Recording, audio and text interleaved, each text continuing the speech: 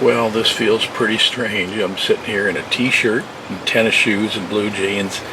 Opening day of Minnesota's archery season, September 19th. I'm in a ground blind on my food plot that's in the back corner of my property. It's 1 acre that I planted. And interestingly, let me give you a little background on this food plot. I planted this in the last day, I believe it was, of July. I try to plant right around the 1st of August, and then we had a couple of weeks of really dry weather, so I didn't get much germination until we got a good rain.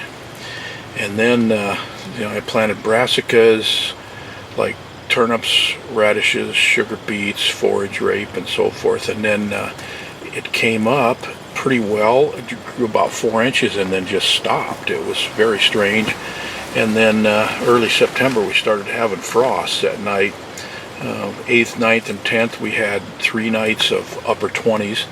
And it just hasn't been growing, and plus the fact that there's about 10 to 15 deer every night just mowing it off. So there just isn't much food plot here this year, so I'm going to go ahead and fill at least 1 tag tonight, probably, assuming that everything works out, because I've got these deer coming in here every evening about an hour to an hour and a half before dark.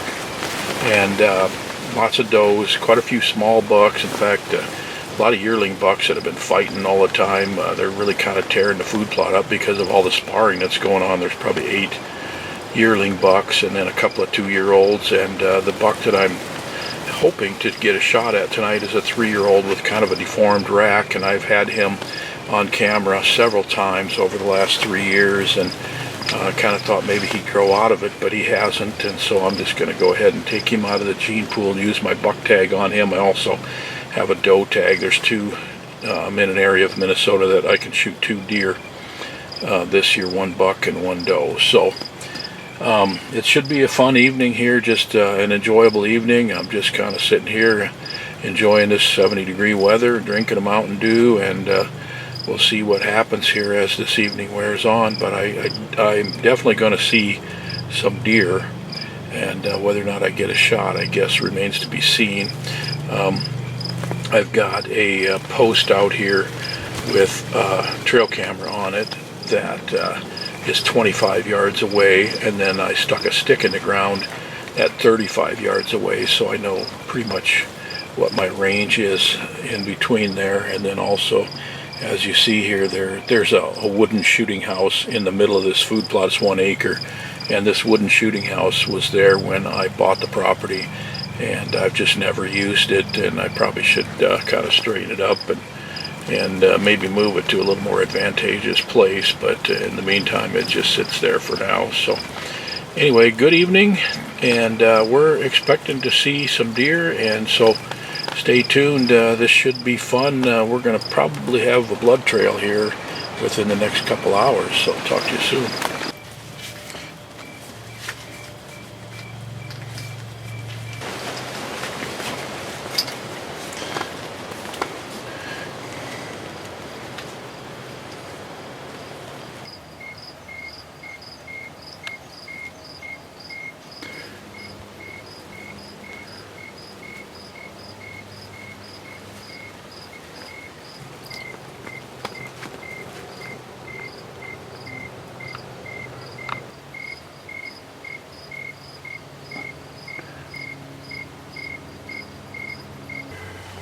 Well, it's 6:50 and we have our first customer.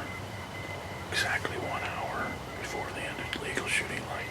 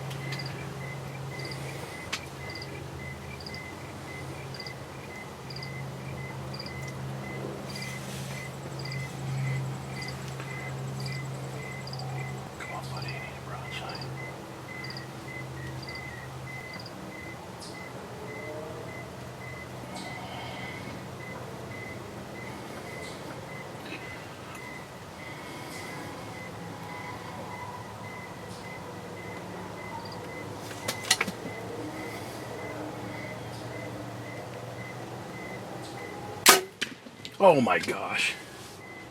What happened?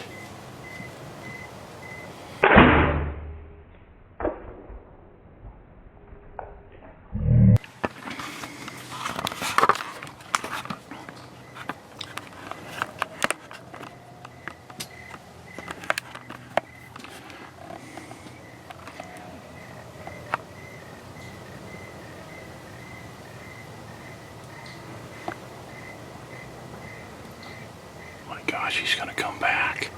It's not even possible.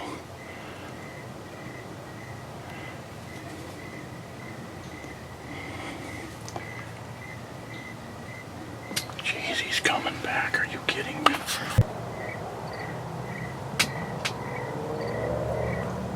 Come on, just walk in the frame, buddy. Walk in the frame. He's walking right towards me.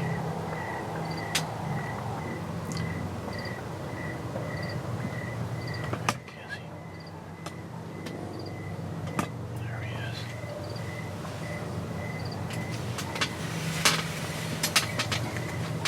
Oh, come on.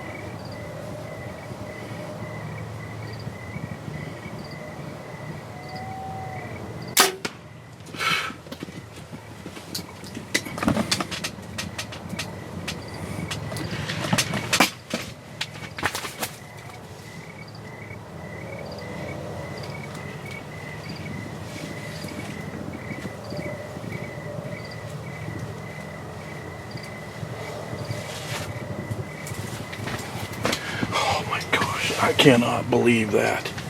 I absolutely cannot believe what just happened.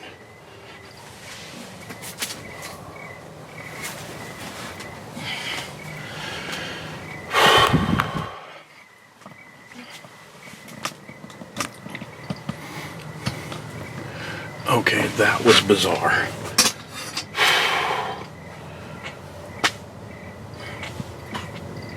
"25 yards, I missed the first shot. I shot right under him. He runs about 75 yards over there and stands on the edge of the field, and he looks around like, what was that? And then he comes back in the field, and he just starts feeding for, I don't know, 5, 7, 8, 9 minutes, and eventually he just worked his way right back in front of me and stood there at, this time was maybe even a little closer. It was probably under 20 yards, and I think I heart shot him. That was the buck I was after. That is unreal. Okay, well, let's go see if we got, what kind of blood we got. I think I heart shot him, but he ran. Well, here comes more does into the field now. He ran towards the house, basically. I mean, I think he ended up dying almost right in my yard by my apple trees. So let's go check it out. Well, there he is. I didn't even have to blood trail him. I saw where he went down.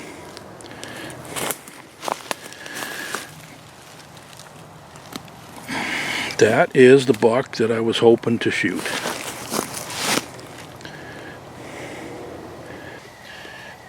There's the buck. This is the one I wanted to get. I got a lot of young deer on the property. This is a 3-year-old buck that just kind of has a misfit rack. He's a good, real nice body size, but he has been a regular on my property here for about 3 years. So I know him well, and I just decided that he was the one I wanted to shoot. Rare 3-year-old bucks are rare in this country. So many of them get shot when they're yearlings, and so I'm really happy with him.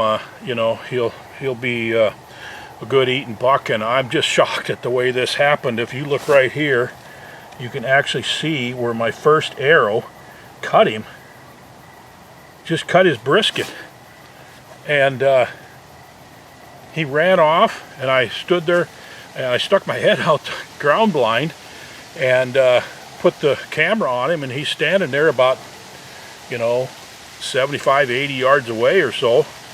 And pretty soon he just starts working his way back in, and he kind of grazes for a little bit in the food plot, and eventually he walks his way right back in front of me, and he's standing there at probably 18 yards, and second time I heart shot him. So yeah, he ran. I'm probably 100 yards from the blind. I saw him disappear into this little patch of woods right here, and walked up here, and here he is. So good deal. Very happy with this. Now let's get him gutted, and it's supposed to be 75 tomorrow, so we got to get it processed tomorrow. Thanks for watching.